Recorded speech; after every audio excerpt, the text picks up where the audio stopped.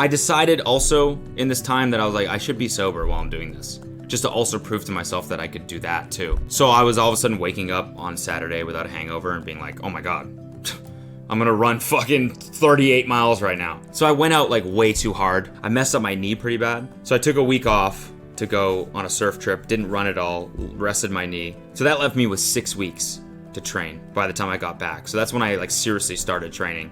And I just ran and hiked as much as I could. On a hike, not feeling that great. I guess the way you train for this is you work up to doing a 5-hour long run, and then the next day you do a 5-hour hike. That's how you get your legs used to the distance and the elevation. Sunday, I'm out for a hike.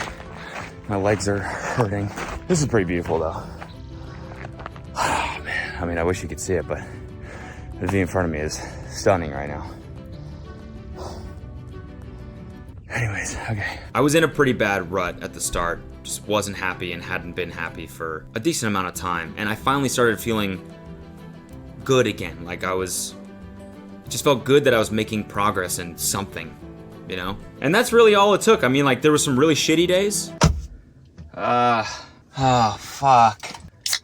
Didn't finish my 16 miles. Failed gloriously today. God damn it. Now I gotta go do a fucking podcast. It's not even my own, it's someone else's. They're gonna be like, so how you been doing? And I'll be like, guys, I gotta be honest. I feel like I'm gonna die. And it's the Mad Happy podcast. It's the brand Mad Happy, it's their podcast. I'll be like, guys, I'm just mad right now. I'm not happy at all, I'm just mad. And frankly, I'm pissed off, all right? I'm mad pissed right now. Ugh. Hey, sorry, I had to take a seat because my legs were tired from all the running. Speaking of running, you should be running a VPN when you browse the web. ExpressVPN, perhaps. And that's the sponsor of today's video. If you're surfing the web just willy-nilly, unprotected, then your information can be seen and sniffed and intercepted by plenty of other parties before it reaches its final destination. And that is no bueno. ExpressVPN reroutes and encrypts your data through a secure server so that you can browse the internet safely. That means third parties cannot see your private data. Like, picture a gopher getting from one side of its tunnel, and on the other side of the tunnel is a porn site, and it wants to get there safely without being interrupted. That's kind of like what a VPN does. There's nothing worse than going to Netflix and finding out a show or movie is blocked in your area. But with ExpressVPN, I can unblock shows like Brooklyn Nine-Nine here in the US, where it's typically unavailable. By just changing my location on the VPN. They have 94 countries to choose from that you can appear like you're browsing from, allowing you access to content from sites and services all over the globe. So find out how you can get 3 months free. Just go to expressvpn.com/CodyCo. And thanks to ExpressVPN for sponsoring this video. Now back to it. I also noticed that getting into running shape just kind of made everything else easier. Like before I would go out for a 7-mile run and it would just murder me. Like I would just want to sleep all day. But the more I ran, the more that I could run 10 miles, come back, work all day, and then go for a surf, and I just felt like I had unlimited energy. Okay, now let's get into the race. Let me describe what the race was like. So, it was 37 miles, 9,000 feet of elevation gain. The night before, I was getting ready with my family. They all like do this stuff often, so they know exactly what to like pack for it and stuff. First aid kit with Vaseline. Penis! Cody, I can't post that, okay? Sorry, go ahead. I don't want to interrupt. No, I can't do this with you watching me. No, go away. Okay. How you feeling? I'm excited for you guys. Penis!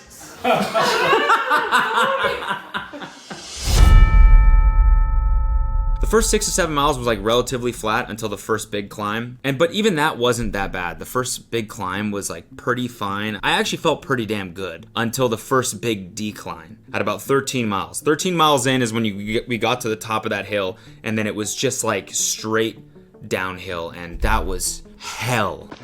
All right, I was having fun, but these fucking downhills, oh fucking God, they suck. I'm like just pissed off. Just where's the fucking flat or up? Please, I'm just praying for flat or uphill. God, my toes are just jamming against the end of my shoes. Oh, my knees hurt. It's been like this for like 30 minutes. Fucking goddamn. Ow, ow, ow, ow. So by the time I got to the second aid station, which was right at the bottom of that hill, I was just pissed. I was pissed off. I was like, fuck this. I was having a good time. First 10 miles I felt good, and now I'm pissed. That fucking downhill. Oh yeah, I know. I was having so much fun. Now I'm just pissed off. No, it's okay. Then came by far the most difficult leg. I thought that downhill sucked. Then it was just, for the next like 3 hours and 45 minutes, it was just up, down, up, down, up, down. I was just praying, like, please, just be flat. Please, I'll run fast, just be flat. And it never came. It was either up or down. And it's like, it's really hard to, like, when you're on a run and it's hurting. It's hurting, but you're using your watch as motivation. You're seeing the miles go up. So you're like, all right, I'm not gonna look for another like 2 minutes. And then you look and you're like another 0.25 miles, right?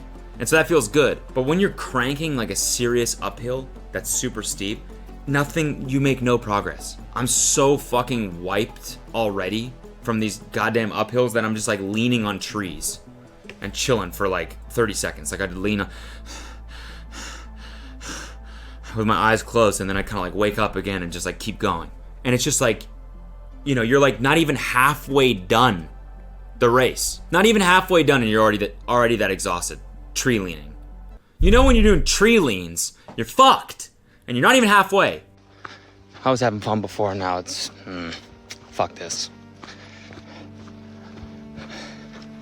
I'm just like, fucking keep checking my watch to see I'm in so much pain. I think I trained really well for 10 miles. And then now I'm just kind of winging it. So I'm like not even halfway. Fuck, I'm so fucking tired. I'm nauseous, but at least like I'm in the shade, so it's kind of cool. Should probably start running. Oh, ow. Oh, fuck. It was also really annoying, like, having to look at the trail the whole time, because there's rocks, sticks, logs everywhere. Just constantly looking down, trying to, like, avoid killing yourself. Which was, like, really high pressure. A lot of times with just running, it's like you can get into a flow state, where you're just like, and you're like a zombie, and you're just, like, kind of trying to find that runner's high, whatever, but this, it's just like, it's like watching a fucking screensaver right in front of you the whole time. Just rocks, but like you're trying to, it's like a little video game. I remember this one time, there was a super steep downhill. It was so steep, and I was like, how the fuck? And so I was like kind of trying to go sideways, but I was slipping because it was so steep. And I was like a little bit scared, and then this dude comes from behind me and just like completely, like, you know when you like just let your legs go and let gravity do its thing? He was like, boom, boom, boom, just like cruise down the whole thing. He's like, you just gotta send it, bro.